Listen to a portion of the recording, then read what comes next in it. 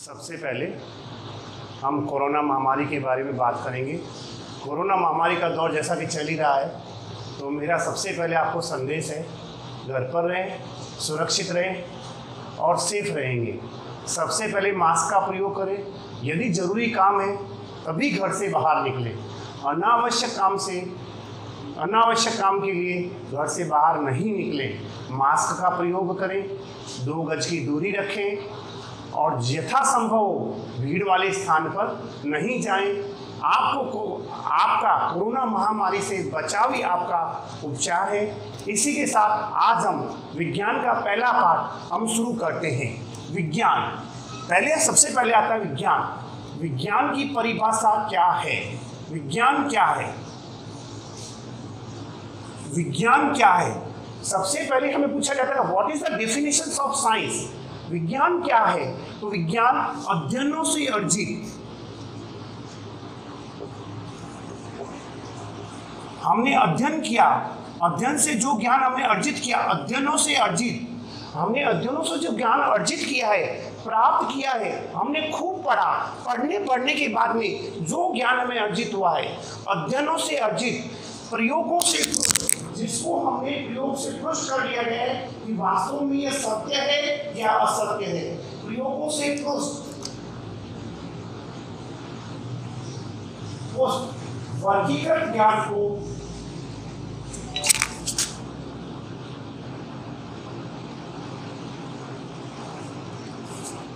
विज्ञान कहते हैं।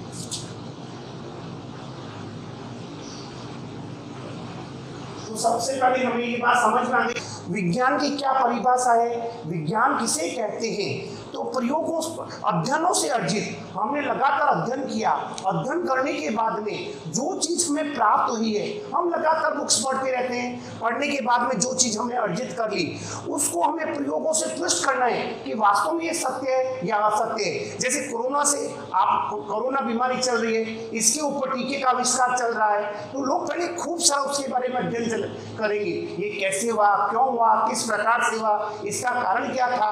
वैज्ञानिक के दिमाग में कई प्रकार के क्वेश्चन आएंगे। वो प्रयोग अध्ययनों से अर्जित, वो अध्ययन करेगा, उसके बाद में अध्ययन से वो सेटिस्फाई हो जाएगा, उसको प्रयोगों से पुष्ट करेगा, वास्तव में ये ठीक है गलत है, उसका प्रयोग करके देखेगा और उसको फिर वर्गीकृत करेगा, अलग अलग भागों में बांटेगा। उसी को हम विज्ञान कहते हैं। विज्ञान के अंतर्गत हम सबसे पहले हम जनरल साइंस में हम पाठ पढ़ेंगे भोजन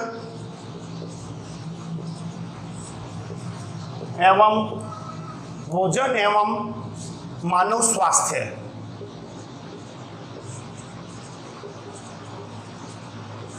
भोजन एवं मानव स्वास्थ्य, ये पाठ पढ़ेंगे भोजन एवं मानव स्वास्थ्य की भोजन आपको अपना जीवन चलाने के लिए, आपको अपने जीवन को प्रोग्रेस करने के लिए आपको भोजन की आवश्यकता होती है। सजीवों के लिए भोजन आवश्यक रूप से जरूरी है। तो भोजन भी मानव में 2 प्रकार से भोजन होता है। तो संतुलित भोजन,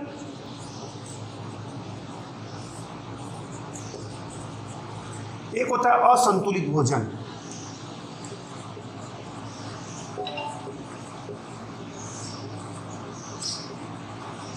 तो संतुलित भोजन क्या है? ऐसा भोजन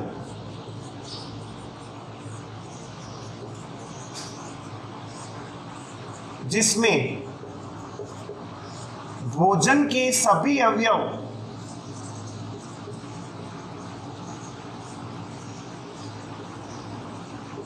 अब आपसे पूछा जाए भोजन के सभी अवयव, आपसे मैंने कह दिया ऐसा भोजन जिसमें भोजन के सभी अवयव, वो सभी अवयव कौन कौन से हैं? हमने कह दिया सभी अवयव। कौन से सभी अवयव? वो सभी अवयव कार्बोहाइड्रेट,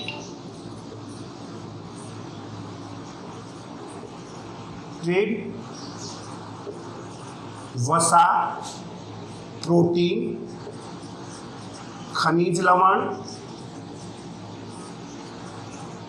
और विटामिन, ये है सभी अवयव। ये है सभी अवयव। ऐसा भोजन जिसमें भोजन के सभी अवयव जैसे कार्बोहाइड्रेट, वसा, प्रोटीन, खनिज लवण, विटामिन आदि पर्याप्त मात्रा में उपलब्ध हो, ऐसा भोजन संतुलित भोजन कहलाता है। ऐसा भोजन जिसमें भोजन के सभी अवयव पर्याप्त मात्रा में जितनी बॉडी को आवश्यकता है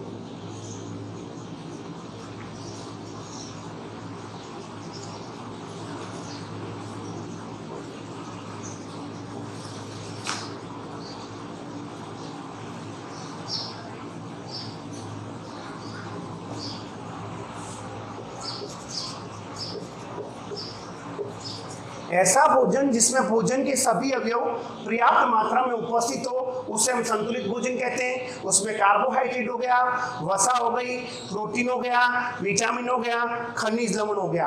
अब देखिए इनमें से एक भी अवयव आपके भोजन में कम हो तो ऐसा भोजन क्या कहलाता है? असंतुलित भोजन।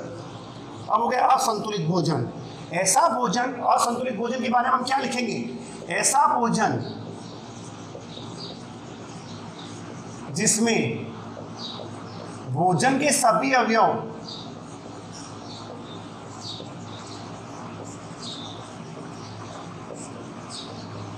पर्याप्त मात्रा में उपस्थित नहीं हो, ऐसे भोजन को असंतुलित भोजन कहते हैं।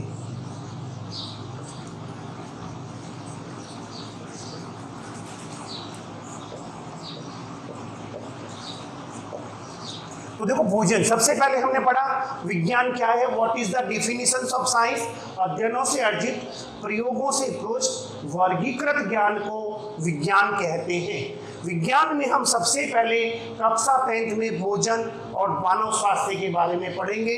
तो भोजन में दो प्रकार का भोजन मानव करता है, एक संतुलित भोजन, एक असंतुलित भोजन। संतुलित भोजन जिसमें भोजन के सभी अवयव जो आप लोग खाते हो उस भोजन में पर्याप्त मात्रा में कार्बोहाइड्रेट भी होना चाहिए, वसा भी होना चाहिए, प्रोटीन भी होना चाहिए, खनिज लवण भी होना चाहिए, विटामिन भी होना चाहिए। जो भोजन सभी अवयव पर्याप्त मात्रा में उपस्थित है, संतुलित भोजन होता है, उससे मनुष्य स्वस्थ रहता है। यदि ऐसा भोजन जिसमें सभी अवयव पर्याप्त मात्रा में उपस्थित नहीं हो उसे हम असंतुलित भोजन कहते हैं। अब उसके बाद में आता कुपोषण। अब इन चीजों में से कोई एक अवयव आपके भोजन में लगातार आप उसका कम है, यदि लगातार आप कार्बोहाइड्रेट कम ले रहे हो, लगातार आप वसा का एक कोई सा भी एक अवयव इनमें से, इन अवयवों में से कोई एक अवयव लगातार आपके भोजन में कमी हो इन अवयवों की, तो भोजन कैसा भोजन कहलाता है? कुपोषण। कार्बोहाइड्रेट, वसा, प्रोटीन, खनिज और विटामिन, इनमें से कोई एक अवयव लगातार आपके भोजन में कम हो, ऐसे भोजन को हम कुपोषण कहते हैं। ऐसा भोजन जिसका हम सेवन करते हैं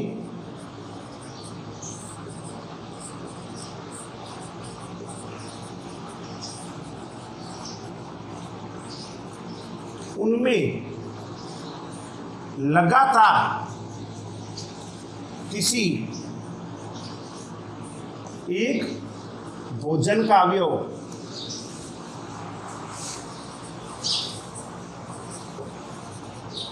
कम हो उसे कुपोषण कहते हैं। लगातार एक अवयव कम है, ऐसा भोजन, हम जो भोजन का लगातार भोजन का सेवन कर रहे हैं उसमें भोजन का एक अवयव, ऐसा भोजन कर रहे हैं जिसमें कोई एक ही अवयव आपके भोजन में कम हो, वो भोजन क्या कहलाता है? आपका कुपोषण। यदि कोई सा भी एक अवयव, कार्बोहाइड्रेट भी कम हो सकता है, वसा भी कम हो सकता है, प्रोटीन भी कम हो सकता है, खनिज लवण भी कम हो सकता है, विटामिन भी कम हो सकता है। यदि लगातार विटामिन कम होगा, जैसे विटामिन ए आप लगातार नहीं ले रहे हो, जो आपको हरी सब्जियों से मिल रहा है, वो विटामिन आप लगातार ये आप ले ही नहीं रहे हो, आप केवल दाल बनाई और दाल से आपने खा लिया। दाल में सॉलिड प्रोटीन होता है, लेकिन उससे आपको क्या होगा? विटामिन तो नहीं मिलेगा, लेकिन प्रोटीन जरूर मिलेगा। लेकिन उससे क्या होगा कि वो भोजन कैसा हो जाएगा? आप लगातार एक ही चीज का आप लगातार प्रयोग करें, उसमें कार्बोहाइड्रेट, वसा, प्रोटीन, खनिज लवण में से एक भी अवयव यदि पर्याप्त मात्रा में या बिल्कुल नहीं हो, एक भी अवयव यदि लगातार आप भोजन करो, इन अवयवों में से कार्बोहाइड्रेट, वसा, प्रोटीन, खनिज लवण, विटामिन, कोई सा भी एक ही लगातार, एक विटामिन की कमी है लगातार, तो ऐसा भोजन क्या कहलाता है? कुपोषण। यदि आप लगातार ऐसा भोजन कर रहे हो जिसमें कोई एक अवयव, एक पोषक तत्व की कमी हो, कोई सा भी एक पोषक तत्व आपके भोजन में कम हो, ऐसे भोजन को हम कुपोषण कहते हैं। ठीक है, धन्यवाद। आज इतना।